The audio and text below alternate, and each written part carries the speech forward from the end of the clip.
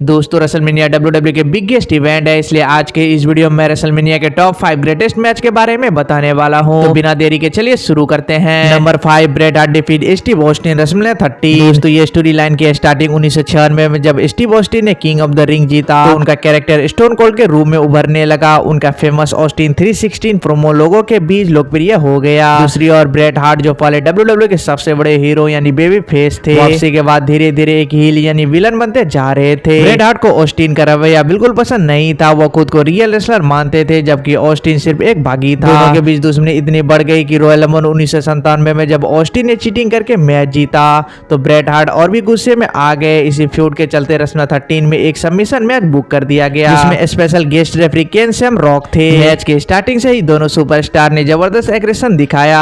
दोनों के बीच फाइट सिर्फ रिंग में ही नहीं बल्कि एरेना के बाहर भी हुई। ब्रेट हार्ट ज्यादा टेक्निकल रेसलिंग कर रहे थे जबकि ऑस्टिन अपने ब्रॉल स्टाइल में फाइट कर रहे थे। मैच के दौरान ऑस्टिन के सिर पर स्टील चेयर से चोट लगी जिससे वह बुरी तरह से खून से लथपथ हो गए, लेकिन उन्होंने हार नहीं मानी। अंत में ब्रेट हार्ट ने शार्प शूट और सबमिशन होल्ड लगा दिया। ऑस्टिन थ्योरी ने दर्शाते हुए उसे तोड़ने की कोशिश की लेकिन वह पूरी तरह बेहोश हो गया और रेफरी केन सैम रॉक ने मैच रोक दिया। और ब्रेट हार्ट जो पहले फैन फेवरेट थे इस मैच के बाद विलन यानी हील बन गए क्योंकि उन्होंने जरूरत से ज्यादा ऑस्टिन थ्योरी को टॉर्चर किया और मैच के बाद भी अटैक करने लगे। वही स्टीव ऑस्टिन जो पहले हील थे इस मैच के बाद फैन फेवरेट यानी बेबी फेस बन गए। उन्होंने जबरदस्त संघर्ष दिखाया और बिना सरेंडर किए मैच लड़ा और उनकी खून से लथपथ होने के बावजूद हार ना मानने वाली इमेज ने उन्हें WWE के सबसे बड़ा एंटी हीरो बना दिया और ऑस्टिन एरा की शुरुआत हुई। Number 4, stone cold Steve Austin versus the rock WrestleMania 30। दोस्तों स्टोन कोल्ड स्टीव ऑस्टिन और द रॉक के बीच हुआ मैच WWE हिस्ट्री के सबसे ग्रेटेस्ट मैचों में से एक माना जाता है। इसे एटीट्यूड एरा का सबसे इंपॉर्टेंट मैच भी कहा जाता है। दोस्तों द रॉक उस टाइम WWE चैंपियन थे और stone cold Steve Austin 2001 royal rumble जीतकर उनके अगेंस्ट रेसलमेनिया 13 में टाइटल मैच के लिए तैयार थे। ये सिर्फ चैंपियनशिप का मैच नहीं था बल्कि ये पर्सनल दुश्मनी भी थी। ऑस्टिन ने कहा कि उन्हें किसी भी हालत में WWE टाइटल वापस चाहिए। साथ ही मैच से पहले यह सस्पेंस था कि क्या विंस मैकमोहन जो हमेशा ऑस्टिन के खिलाफ रहे थे इस मैच में कोई भूमिका निभाएंगे। इसके बाद इन दोनों ने मैच की स्टार्टिंग से ही बिना कोई समय गवाए एक दूसरे पर अटैक कर दिया और ये एक नो डिस्क्वालिफिकेशन मैच था जिसका मतलब था कि हर तरह के वेपन यूज किए जा सकते थे। द रॉक और ऑस्टिन ने रिंग के अंदर और बाहर जमकर लड़ाई की जिसमें steel chair, ring post, announcer table हर जगह दोनों सुपरस्टार ने एक दूसरे पर अटैक किया। वही द रॉक ने ऑस्टिन को रॉक बॉटम मारा लेकिन ऑस्टिन ने किक आउट कर दिया। फिर ऑस्टिन ने द रॉक को स्टर्नर मारा लेकिन वह भी किक आउट कर गए। लेकिन मैच के बीच में विंस मैकमोहन रिंग साइड पर आ गए जिसे देखकर फैंस शॉक हो गए। विंस मैकमोहन ने द रॉक को बार बार स्टील चेयर से मारा और ऑस्टिन को जिताने में मदद की और ऑस्टिन ने भी द रॉक को बार बार स्टील चेयर से मारने के बाद उन्हें पिन कर दिया और न्यू WWE चैंपियन बन गए। मैच के बाद सबसे शॉकिंग वाला पल आया जब ऑस्टिन और विंस मैकमोहन जो पहले एक दूसरे के कट्टर दुश्मन थे उन्होंने हाथ मिला लिया। यह मोमेंट WWE हिस्ट्री में ऑस्टिन हील टर्न के रूप में जाना जाता है क्योंकि पहली बार ऑस्टिन विलन यानी हील बने। Number 3, Roman Reigns versus Cody Rhodes WrestleMania 40। दोस्तों ये WWE के ग्रेटेस्ट मैच में से एक मैच है जिसमें कोडी रोड्स की ड्रीम दांव पर लगी हुई थी तो वही रोमन रेंस की टाइटल दांव पर लगी थी क्योंकि इससे पहले भी कोडी रोड्स ने रेसलमेनिया 39 में रोमन रेंस को चैलेंज किया था अनडिस्प्यूटेड WWE यूनिवर्सल चैंपियनशिप के लिए, वो भी रॉयल रंबल जीतकर। लेकिन वहां पर रोमन रेंस ने अपना undisputed WWE universal championship retain कर लिया था और वही कोडी रोड्स अपना स्टोरी फिनिश नहीं कर पाए थे। इसके बाद फिर आता है रेसलमेनिया 40 से पहले का रॉयल रंबल और उसे भी कोडी रोड्स जीत जाते हैं और वो डायरेक्ट चैलेंज कर देते हैं रोमन रेंस को। लेकिन फिर इस स्टोरी में एंट्री होता है द रॉक का और वह साथ देते हैं रोमन रेंस का। वही कोडी रोड्स का साथ देते हैं सेथ रॉलिंस। इसमें कमाल कमाल के सेगमेंट और ब्रॉल देखने को मिलते हैं। फिर रेसलमेनिया 40 का मैच स्टार्ट होता है जिसमें रोमन रेंस को हराने के लिए जॉन सीना, अंडरटेकर जैसे लेजेंड आते हैं। साथ ही साथ सेथ रॉलिंस द शील्ड के ड्रेस में आते हैं जिसे देखने के बाद रोमन रेंस अपना आपा खो देते हैं